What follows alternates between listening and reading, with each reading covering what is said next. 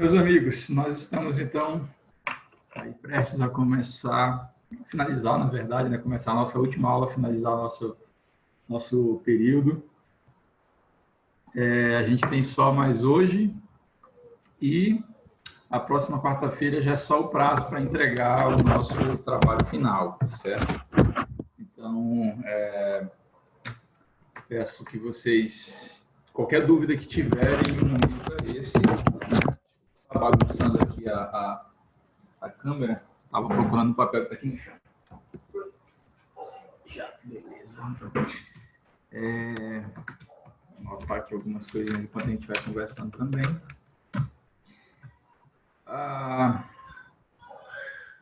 Vamos lá, deixa eu compartilhar aqui a tela de vocês.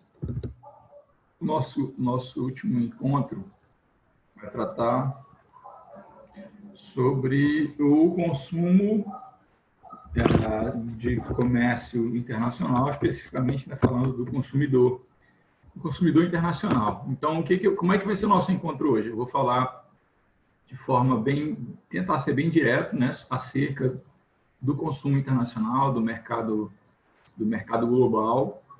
E após disso eu vou explicar. O trabalho também não é nada complicado, gente. Talvez seja, vai depender de vocês, né? Se vocês quiserem fazer um ótimo trabalho, vai ser um pouco trabalhoso. Não é que seja difícil, não é difícil, né?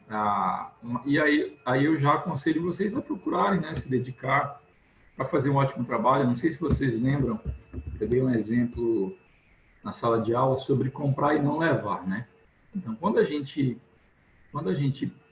paga por algo no supermercado e não leva, a sensação é de frustração. Esses dias mesmo eu fui na Americanas, que fui trabalhar, né? Aí eu precisei passar lá na Americanas rapidinho para comprar, com medo, né, do coronavírus, mas precisei ir lá. E aí uma mulher estava acompanhada de um homem que eu suspeitei ser o esposo dela, né? E aí o homem saiu e, na sequência, a mulher saiu e deixou a sacola para trás. Aí foi preciso a vendedora chamar. Eu fiquei pensando na frustração, né? Caso tivesse muita gente ali sendo atendida e a vendedora tivesse deixado passar batido, a mulher ia ficar frustrada, né? Porque pagar e não levar é horrível. A mesma coisa funciona na sala de aula, né? Quando a gente está num curso e não se dedica ao máximo, é como pagar e não levar. Não importa se ele é de uma faculdade particular, não importa se ele é de uma faculdade pública, porque mesmo na pública você está pagando. Todos nós estamos.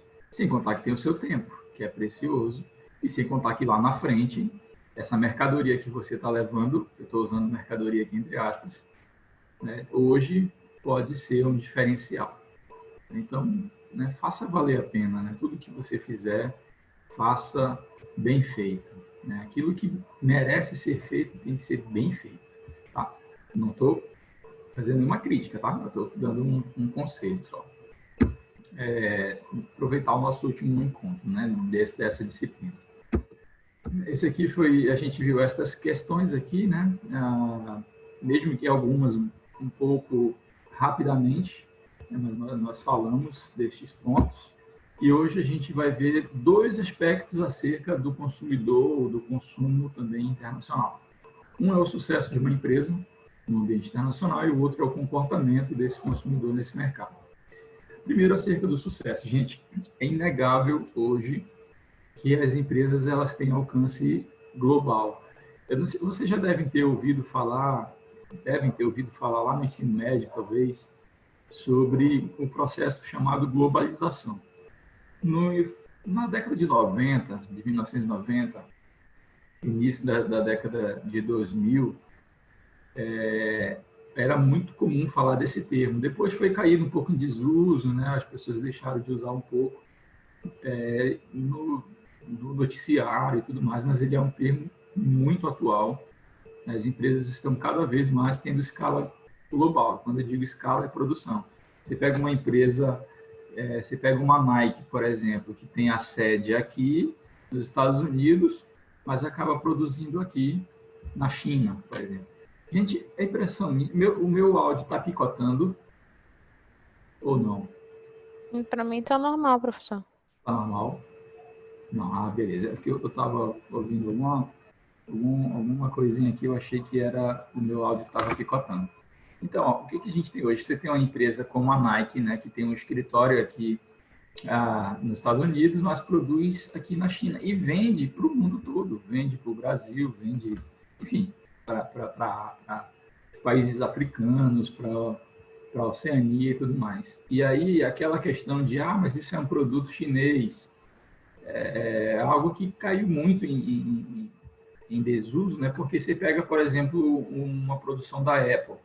As pessoas, isso aqui não é um celular Xing Ling. A sede é aqui, ó. Porém, a produção é aqui.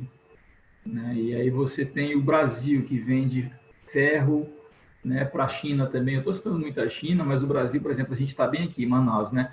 Muito do que a gente produz aqui no Polo Industrial de Manaus é vendido para cá, para a América do Sul. Inclusive, muitas motos para cá, para a Argentina. Então, se você... E aí, lembra daquela aula que a gente teve falando sobre fontes secundárias? Pois é, nas fontes externas, você encontra lá no site da Sulframa os principais parceiros comerciais da Zona Franca de Manaus. Aí você vai ver que o Amazonas, no caso especificamente Manaus, tem negócios com a Finlândia, negócios com Bahamas, negócios com muitos países, né? Dezenas de países. Negócios com os países europeus e por aí vai. Então, hoje a gente não tem mais só uma empresa que só quer saber de vender no seu país, e o consumidor também não está mais tão ligado somente em consumir aquilo que é do país dele. Na década de 1990 também tinha muito forte no Brasil, talvez que não seja, né, da época de vocês, a gente tinha muito forte uma questão de, esse produto é um produto nacional, ou seja, quando era um produto chamado nacional, era um sinônimo de, primeiro, qualidade, né? Pelo menos isso era vendido dessa forma, era um sinônimo de que haveria uma possibilidade de manutenção também mais facilmente, né? Porque se desse problema no produto importado, você ia ter que comprar outro, né? Então tinha muito isso, né? É nacional, mas hoje em dia isso praticamente não existe. É claro que você pega os produtos que a gente produz aqui em Manaus, eles saem com um selinho que é de uma garça, né? de um pássaro, que é o símbolo da Zona Franca de Manaus. Então, se você olhar, talvez aí no seu controle remoto aí do seu ar-condicionado, você vai ver que tem um pássaro na etiqueta assim escrito, né? Produzido no Polo Industrial de Manaus. Mas, é produzido aqui, só que as peças vêm da Índia, as peças vêm dos Estados Unidos, as peças vêm do México, né? Então, hoje em dia, não se fala mais... Quando você pensa em grandes empresas, você pensa em mercado global. Mas não só. Mesmo empresas de médio porte, também já começam a ter uma visão para o mercado global. Só que, beleza, vamos vender para o exterior, vamos vender para a moçada de outros países? Vamos. Mas como fazer? Como eu conquistar um espaço, eu que estou aqui do Brasil, aqui da Amazônia, como que eu vou vender um produto lá na caixa prévia? Claro que a marca Amazônia ela já vende, né? Vai vender, vendendo o açaí da floresta amazônica. Você chega lá com os alemães, os caras vão pirar. Você chega lá com os finlandeses, da floresta amazônica, é uma coisa. Mas você precisa conhecer, né? Cada mercado. Porque você vai chegar, por exemplo, no interior do Amazonas para vender produtos naturais feitos por uma empresa de fora, será que vai ter espaço? Vai dizer, meu amigo, eu confio muito mais na minha Copaíba, na minha Andiroba, do que nesse teu produto aí. Ou seja, é preciso conhecer os mercados, né? Então, o marketing internacional, eu coloquei aqui um breve conceito que ele diz assim, que trata da seguinte maneira o marketing internacional, né? Sua característica particular, característica do marketing internacional é a necessidade de adaptação. Guardem essa palavra aqui, gente, ela é fundamental no marketing internacional. Necessidade de adaptação aos diversos mercados em que irá atuar. que isso quer dizer, James? Quer dizer que se você vai vender para diferentes países, para diferentes consumidores, é um erro muito comum na hora de você vender para fora, exportar, sem considerar as diferenças culturais. E eu vou, no último slide, eu vou mostrar para vocês o que é, como que cada cultura reage de uma forma, né, a determinada cor, a determinado número, a determinado tipo de comportamento. Então, exportar sem considerar as diferenças culturais é um absurdo, né? Você vai vender para um país, você vai vender, por exemplo, quer abrir uma churrascaria, aí você vai para a Índia, por exemplo, é um negócio esquisito, né? Ou você quer vender um produto de japonês e tal, que tem qualidade, aquela coisa, e está querendo exportar para a China, por exemplo. Aí você não vai ter espaço. Você precisa conhecer, você vai falar de uma determinada característica do seu produto usando uma cor azul, por exemplo, em um determinado país que é aquilo, uma cor fúnebre. Aí, né, se você precisa conhecer, senão você vai ter sérios problemas na hora de vender e não vai entender por quê. Por quê? Porque isso daqui, ó, que é um dos componentes que definem o comportamento do consumidor, está sendo ignorado. E esse aqui é um componente fundamental quando a gente fala de comércio internacional. Professor, quando tem aquelas situações também que o senhor falou sobre a importância da qual a gente temos que ter quando estamos num país diferente, né, do nosso, mas eu já vi situações assim de restaurantes brasileiros em outros países, justamente para pegar esse público, né, que gosta de experimentar coisas diferentes. Isso encaixa também, né, nessa consideração, porque é um detalhe para falar sobre as carnes brasileiras, sobre a bebida, sobre como você faz um churrasco. Isso se Perfeito. adequa. Ótima pergunta.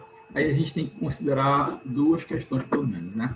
A primeira delas diz respeito a que cidades são essas desses países em que a gente consegue manter a nossa característica, a nossa cultura brasileira lá fora. São normalmente cidades que são chamadas de cosmopolitas. Ou seja, são cidades que tem gente do mundo todo. São grandes cidades, né? É na China, mas é uma cidade que recebe gente de todos os lugares. Vamos pegar um exemplo de uma cidade que é cosmopolita, que a gente não ouvia falar, mas que virou manchete no mundo todo recente, né? Wuhan, né? Uma cidade de 11 milhões de habitantes, né? Ou seja, é muito grande, muito maior do que Manaus, é maior que a Amazonas, em termos populacionais. Então, em cidades cosmopolitas de outros países, você consegue manter essas empresas com uma característica do seu próprio país. E aí vem o segundo ponto que eu queria falar. Porque, sendo cosmopolitas, elas recebem gente do mundo todo, o turismo é muito forte, então você não tem um consumidor estritamente local ali. Você tem um consumidor que é global, né? Você vai, por exemplo, no Japão, aí você vai para Tóquio, é gente do mundo todo circulando, né? Então, aí é ótimo essa sua observação, Wayne, porque é um filão a ser explorado. É algo que você observou, poxa, aqui tem gente do mundo que geralmente todo. o preço será assim pra senhora, né? Tá com isso, senhora. O Luan tá vazando áudio do Luan aí.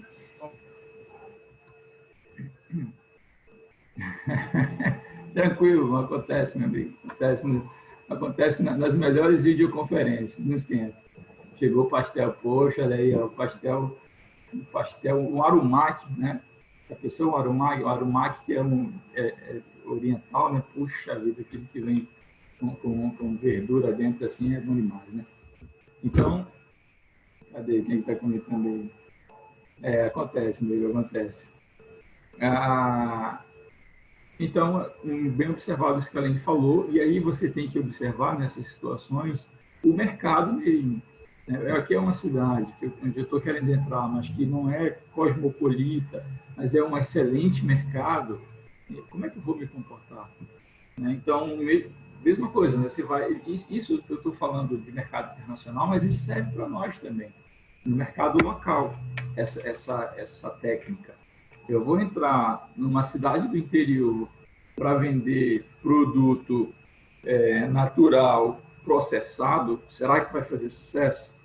Será que eu começar a vender ali farinha do Arini, ovinha com os grãos selecionados, lá no município sei lá, no município qualquer do interior, talvez que não faça sucesso.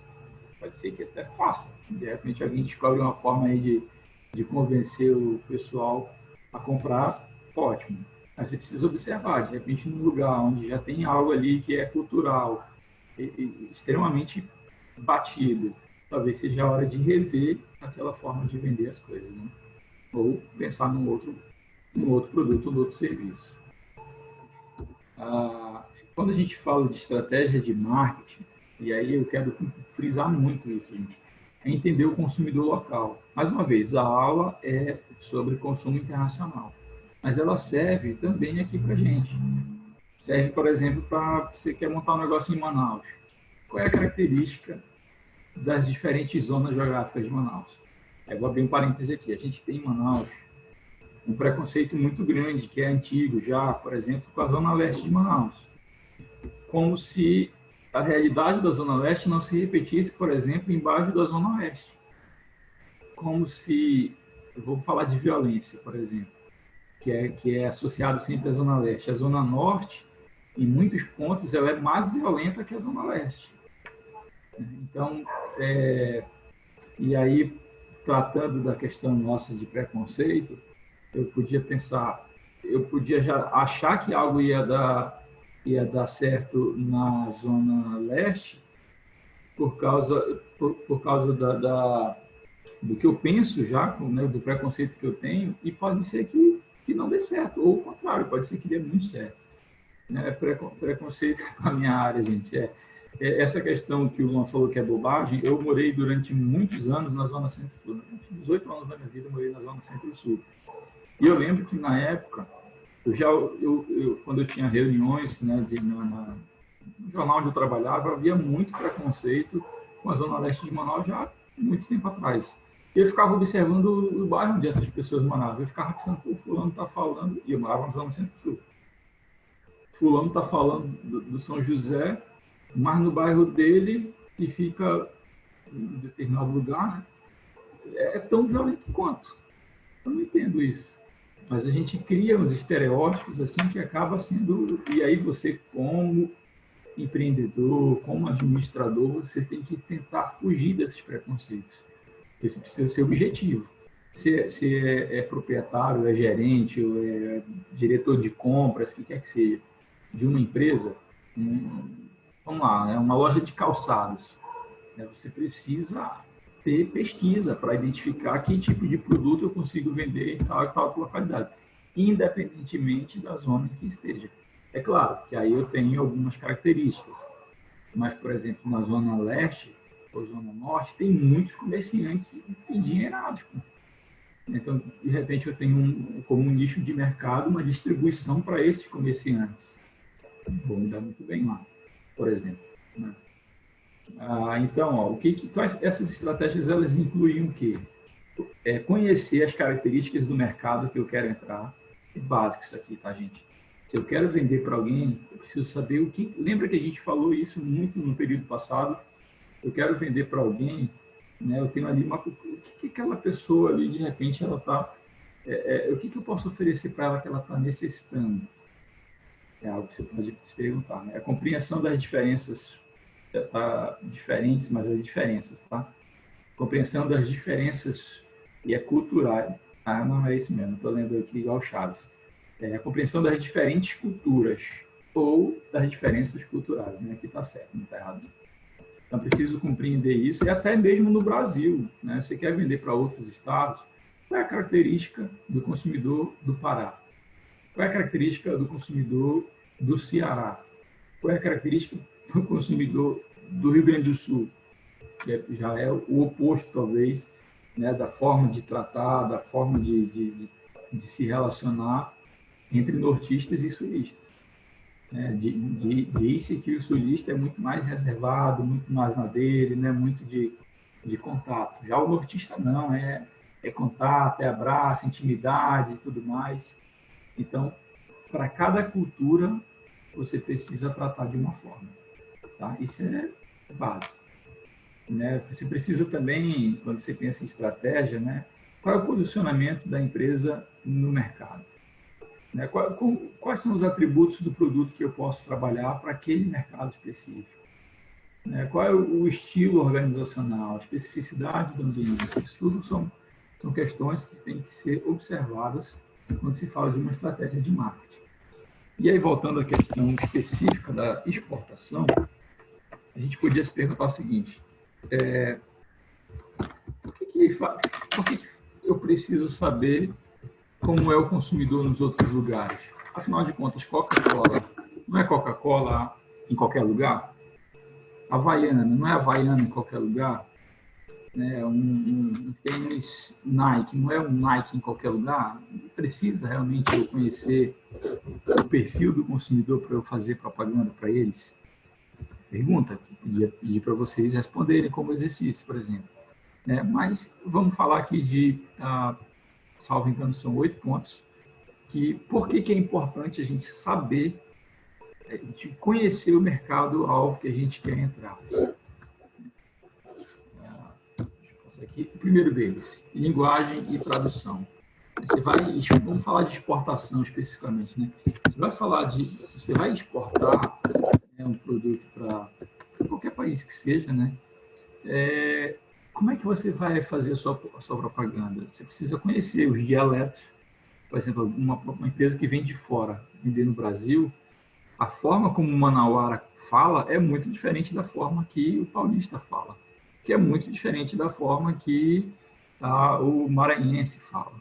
Precisa conhecer os dialetos, precisa conhecer as gírias, né? Tem gírias de jovens que a empresa precisa conhecer sob o risco de não conseguir se comunicar com aquele determinado público. Então, é preciso conhecer a linguagem tanto falada quanto a linguagem escrita. Né? E aí, quando a gente pensa em vender para o mercado internacional, isso é fundamental. Não adianta só pegar um Google Translate da vida. É preciso realmente conhecer. E aí, por isso que muitas vezes, o que as empresas fazem? Elas terceirizam essa questão da comunicação. Eu tenho aqui o contato com uma determinada empresa que já é da área, que conhece o dialeto, conhece as gírias, conhece as questões de escrita, as diferenças de escrita e de fala, e pode falar bem. Valores, isso aqui é interessante. Ó. Quais são os valores de um determinado país? Eu vou dar um exemplo, não sei se vocês viram, a Rússia. A Rússia estava hoje na mídia, né, porque eles aprovaram lá, votaram, né, os russos votaram um referendo deles lá que o Putin pode ficar mais 16 anos, parece que no poder, mais 12 anos, não lembro agora. E eles votaram por algumas mudanças na Constituição, por exemplo, que impedem, já não é permitido, mas não era constitucional, o casamento entre pessoas do mesmo sexo. O casamento homoafetivo, né, que chama. Né? Então, na Rússia é proibido. E agora vai ser contra a Constituição do país. Você não pode casar, né, pessoas do mesmo sexo. Já o Uruguai foi o primeiro país da América do Sul a permitir. Então, percebe a diferença. Ó. Você vai tratar da mesma forma países que têm diferenças de valores tão grandes? Não vai, sob o risco de você ser preterido em detrimento de outras empresas, né? Em favor de outras empresas. Perdão.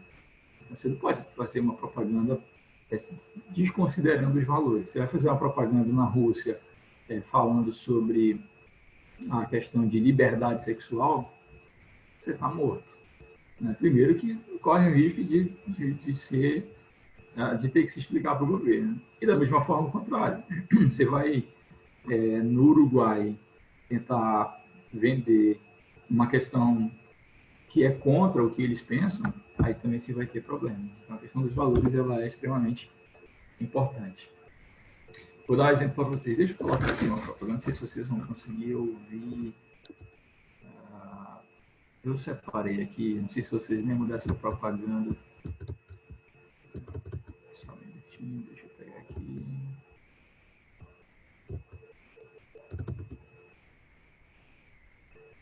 Aqui a bichinha.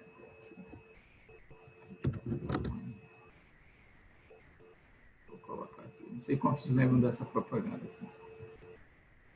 Dessa agência aí, da FNASCA. A cliente é a Ambev, é para a escola. Escola, brasileña. ¿Qué buena? Buenísimo.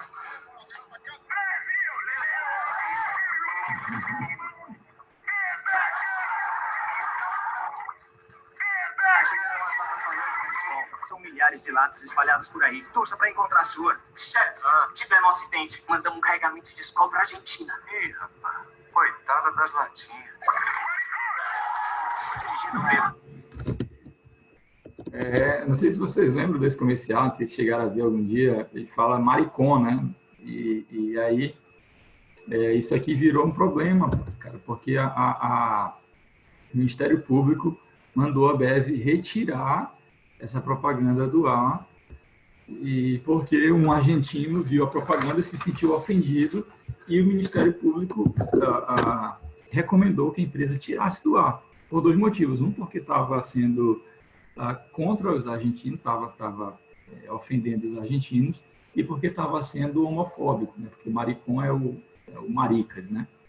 É o mulherzinha, na gíria popular, né? E aí foi obrigado a tirar, né? E aí eles tiraram. Então, vê como a questão dos valores acabam interferindo muitas vezes no negócio das empresas. Vocês já tinham visto essa propaganda? Viram em algum momento? Não, professor, a primeira vez que eu vi. Primeira vez, né? Deixa eu ver quem é que está comentando aqui. Não. Não é do tempo de vocês. Eu sou muito mais velho mesmo. Vamos lá. Próximo. Regime político. Também isso aqui é a notícia de hoje. Ó. Aliás, de hoje não, dessa semana toda, né? Não sei se vocês viram que a China ela está tentando ter maior domínio sobre Hong Kong. Né? Então, o que acontece? Você vai fazer propaganda da sua empresa em um determinado lugar e não conhece o regime político, você pode ter sérios problemas. Não somente em não vender, mas até problemas mesmo com as próprias autoridades do determinado país, ou do determinado estado, ou de determinada cidade. No caso aqui, por exemplo, quem fizer qualquer alusão a movimentos separatistas, qualquer coisa que gere um conflito social em Hong Kong, pode, inclusive, ir para a prisão perpétua. Então, vê como a questão é extremamente importante você conhecer o regime político. Quer vender alguma coisa na Venezuela, que é a fronteira com a gente aqui no Amazonas, você precisa conhecer o regime político. Você quer vender aqui nas Guianas, precisa conhecer o regime. Qualquer lugar que você vá, você precisa conhecer linguagem e tradução. Não importa se é dentro do Brasil, tá, gente? Porque tem as questões... Lembra que a gente aprendeu lá em comunicação de expressão, as diferenças de dialetos. Você precisa conhecer os valores. Por exemplo, Manaus, vamos falar de Manaus, é uma sociedade que valoriza muito a questão tradicional, apesar de no agir, muitas vezes, não condizer com aquilo que defende. E aí eu estou falando de pesquisa, não estou falando de opinião minha. Tá? Então, é preciso conhecer. Regime político, né, isso que eu fui. Tecnologia. E aí você precisa conhecer tecnologia, não só de novidade tecnológica, de celular, né, de computador, não é isso, mas tecnologia relacionada a transporte, né, tecnologia relacionada à energia. Por exemplo, eu vou entrar num determinado mercado, qual é a melhor fonte de energia para mim, que vai sair mais barato? E o transporte, eu vou conseguir transportar a minha mercadoria para o meu consumidor final sem muitos entraves? Qual é a melhor forma de transportar? É importante, é necessário você conhecer. Etnocentrismo. Então, o que é etnocentrismo, né? Centrismo é algo que está no centro, né? E etno tem a ver, né, com povos, né, de etnias, vem de etnias. Então, lembra daquele exemplo que eu dei sobre produto japonês não ser vendido na China? É algo que acontece. Aí você precisa conhecer. Por que isso aqui não está saindo de determinado mercado? Porque em alguns lugares a questão do etnocentrismo é muito forte.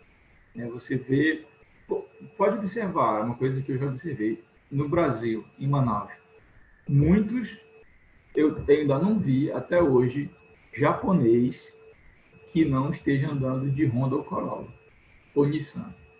Não vi. Eles são focados no produto deles. Então, tem uma questão aí também a ver com essas questões culturais. E aí, por aí vai.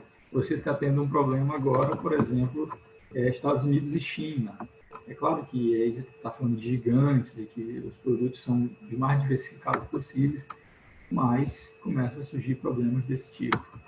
Então, na África, por exemplo, não sei se vocês sabem, mas muitos africanos, não vou dizer todos, tá? Mas parte significativa da África, eles falam pelo menos 2 idiomas. Primeiro que na África diz que tem mais de 1000 idiomas, né? Ou, mesmo que seja tribal e tal, mas tem. E eles têm uma colonização europeia. Então, eles falam a língua do país que o colonizou, né, ou que o invadiu, talvez você prefira dessa forma, e os seus dialetos tribais. Então, em função dessa influência europeia, produtos feitos na Europa acabam tendo muito valor nesses países em função, né, de já ter um relacionamento de longa data. Então, é importante conhecer. Organização social, por exemplo, né, como que uma determinada sociedade está organizada, né, como que as pessoas conseguem facilmente, onde eu estou entrando, mudar de uma classe social para outra, ascender de uma classe baixa para uma classe alta, ou são classes já muito estabelecidas, como na Índia, por exemplo, que tem um regime de castas. Entende? Você precisa procurar conhecer.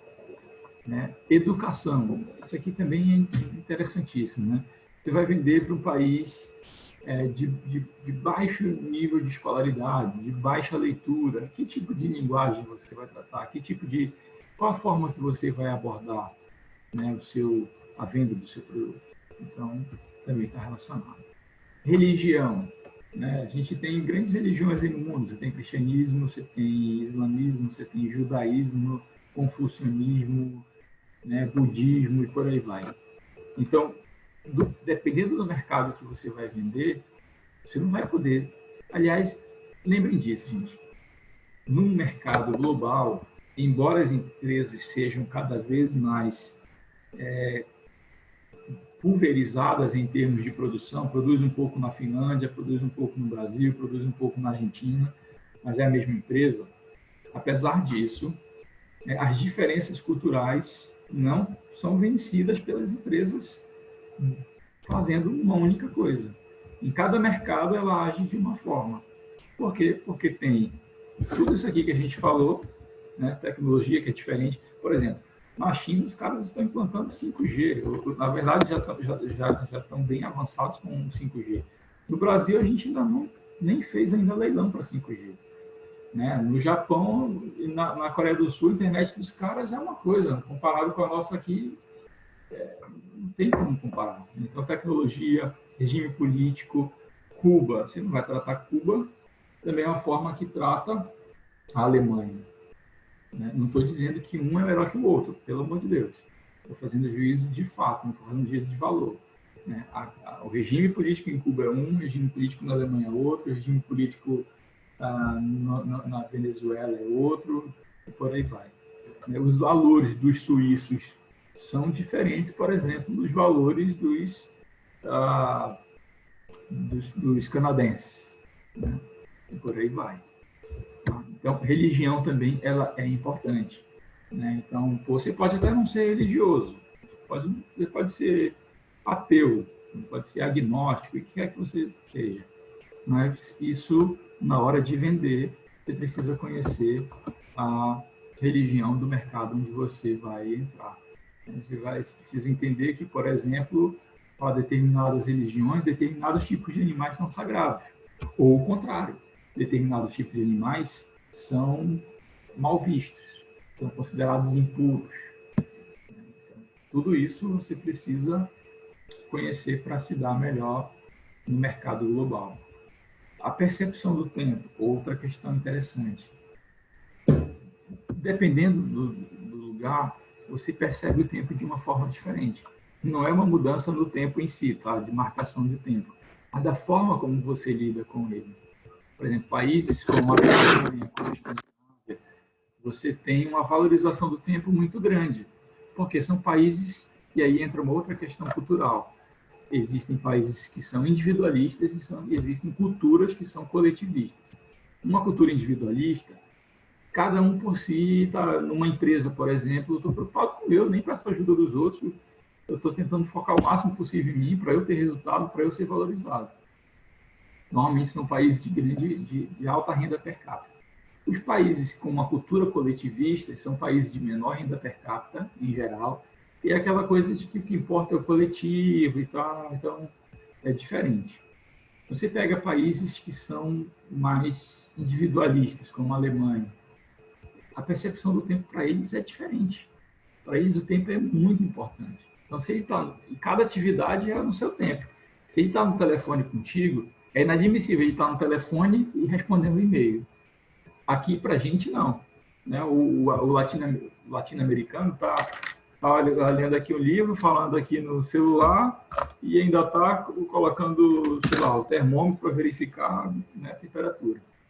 Então, para o alemão, não. Se ele está fazendo uma coisa, aquilo é importante. Ele vai dedicar o tempo dele para aquilo.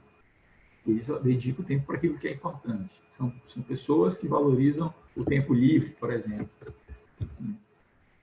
A questão dos símbolos também, né? Você vai entrar num país, você precisa conhecer hino, precisa conhecer bandeira, precisa conhecer o idioma, né? As questões são simbólicas para o país.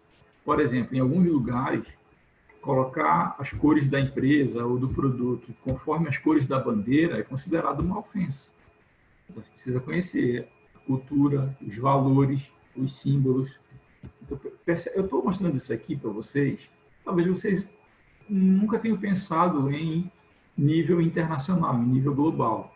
Mas só para vocês perceberem, quando vocês estiverem comprando algo pela Amazon, quando vocês estiverem importando algo, sei lá, pela Americanas, que ela permite, né, essa importação, se estiverem vendo uma propaganda de uma Motorola, vocês vão lembrar, essas empresas não são daqui, Americanas, no caso americanas, mas Motorola, eu citei, Microsoft, Amazon, você vai ter, em cada lugar, essa empresa está trabalhando de uma forma.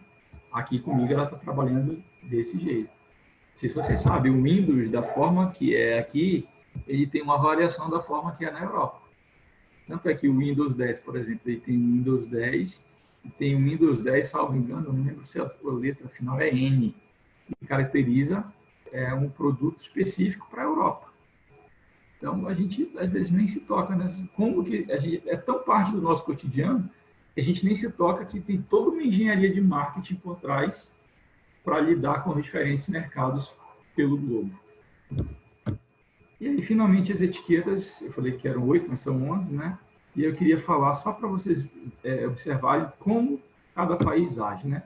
Por exemplo, na Austrália, os australianos, eles são muito pontuais. Por outro lado, eles também são bastante informais. Então, você precisa, se for fazer algum negócio com a Austrália, você precisa compreender isso. Em relação ao tempo, eles são bem pontuais. Mas eles também acabam sendo bastante informais. Vai fazer negócio com a China, você precisa compreender, por exemplo, que relógio, né, para eles, acaba sendo um pouco ligado a azar. Né? E você tem cores, por exemplo, como o branco, como o azul, como o preto, que são cores muito ligadas a funerais. Mas você tem o rosa, tem o vermelho e tem o amarelo, que são cores ligadas à sorte. Então, você vai fazer um produto e trabalhar o branco, o azul e o preto, pode ser que você esteja passando uma imagem complicada. Mas se de repente você escreve uma mensagem em vermelho, pode ser que você queira despertar uma amizade com alguém, né? Na Índia, né? A Índia, ela tem uma característica, por exemplo, de que as mulheres que estiverem sem o acompanhante, sem o esposo, elas não podem falar em público. Elas não podem ser vistas conversando em público sem que o esposo esteja junto, sem que o marido esteja junto. É uma característica deles. Você pode concordar ou não, mas a gente está falando de cultura, né? Outra questão, o 7 lá, ele é considerado o símbolo de sorte, né? Então, é um número de sorte, o 7. Aí você pega o Japão, né? O Japão ele já tem uma característica que as pessoas tratam muito pelo sobrenome. Então, você já deve ter visto o jogador do Botafogo chamado Honda. É um sobrenome, não é o primeiro nome. O Kawasaki, que é o nome de uma empresa, mas não é o nome de pessoas, é sobrenome. Então, você tem muito tratamento pelo sobrenome, né? Não como é no Brasil, pelo nome. Não ia chamar, e aí, Osilene? Ia chamar, olá, né? Senhorita Ferreira, e por aí vai. Outras coisas, jantares. Jantares muitas vezes são em restaurantes e demoram horas. Eles demoram, não é uma coisa rapidinha ali, um fast food, algo rápido. Outra coisa, você quer dar um presente para japonês, eles embrulham normalmente em um papel simples, sem laço, né, nada e tudo, porém, não dê no papel branco, né? Isso aí, para eles, é inadmissível. Então, vê que é uma questão cultural. Lembra que eu falei que para a Índia o 7 é o número da sorte?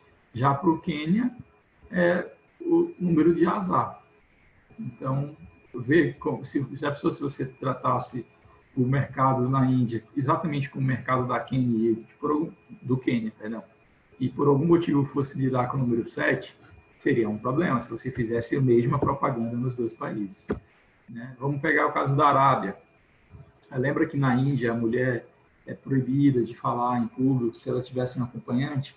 Na Arábia, as mulheres jantam separadas dos homens. O jantar das mulheres é num lugar, o jantar dos homens é no outro lugar. Então, você precisa conhecer isso. Na Colômbia, que é aqui do nosso lado, né, vizinho nosso aqui, bocejar em público, meu amigo, é considerado indelicado, né? Então, você está numa reunião e dá aquele bocejo, puxa, sem contar que é chato, né, gente? Você está numa reunião, você está falando e alguém dá aquele bocejo assim que parece que não dormiu as últimas 3 noites. Meu amigo, tá tão chato assim. Ainda bem que nas aulas online a gente pode silenciar aqui, né? Inclusive também o vídeo e o áudio, né? Que ninguém sabe se está bocejando ou não, se está rindo ou não, a gente não sabe, né? O México, dormindo. Né? No México, por exemplo, você vai presentear alguém com flores, não dê flores amarelas, porque flores amarelas lá são muito ligadas a funeral. Então, se você der flores amarelas para alguém, você vai estar desejando possivelmente a morte da pessoa, né?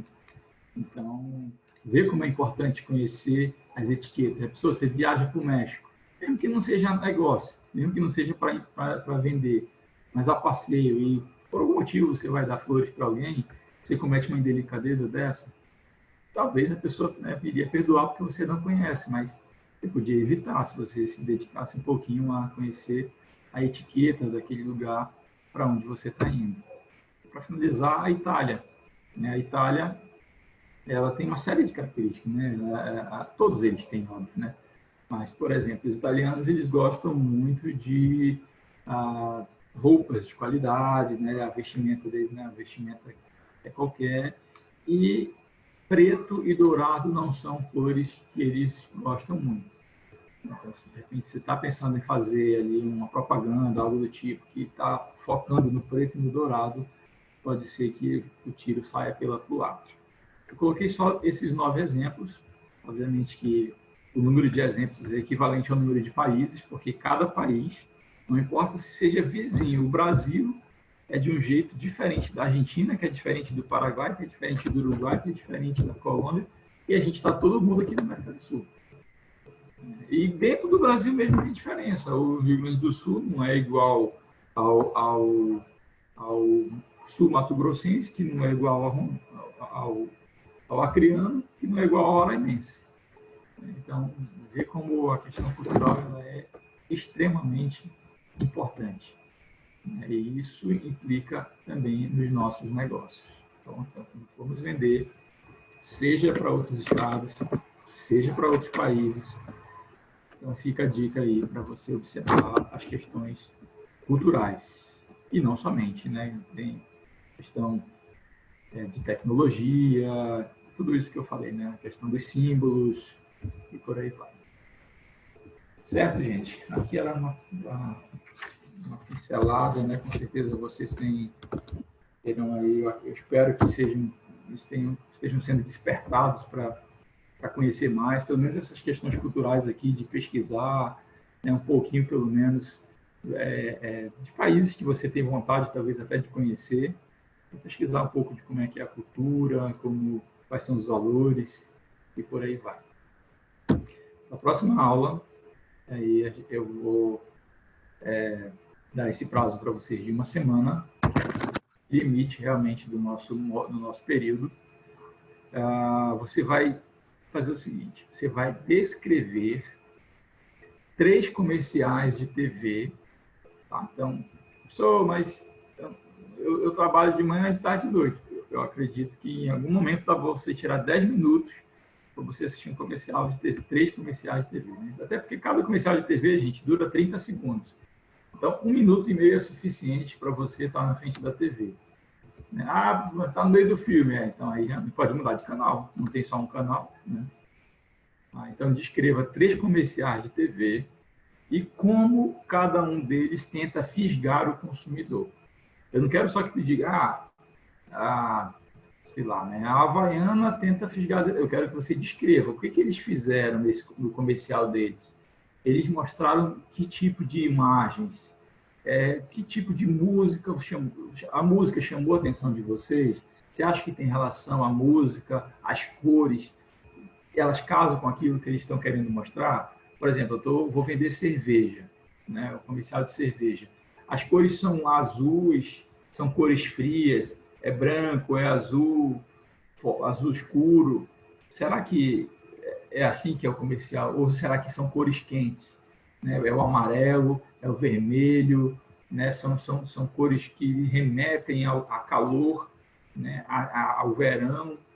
Então, eu quero que vocês façam isso. Vocês vão descrever 3 comerciais de TV e como que eles tentam fisgar o consumidor.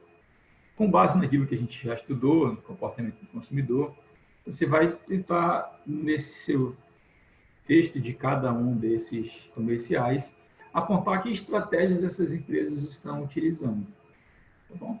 Não precisa ser algo técnico, tá? Com base, né, estão aproveitando a questão ambiental ou psicológica. Eu não quero algo extremamente técnico, mas eu quero que você trabalhe em cima do que nós estudamos, tá? E que você tenha esse olhar diferenciado agora para aquilo que está assistindo.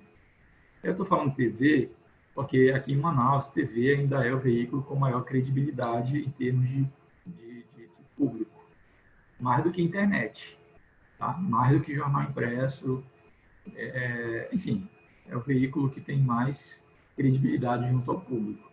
E onde o mercado publicitário ainda é muito forte. E eu acredito que todos, né, todos têm TV em casa. Eu acredito que dificilmente alguém não tenha TV em casa, né, e podem fazer isso tranquilamente. Deixa eu ver aqui.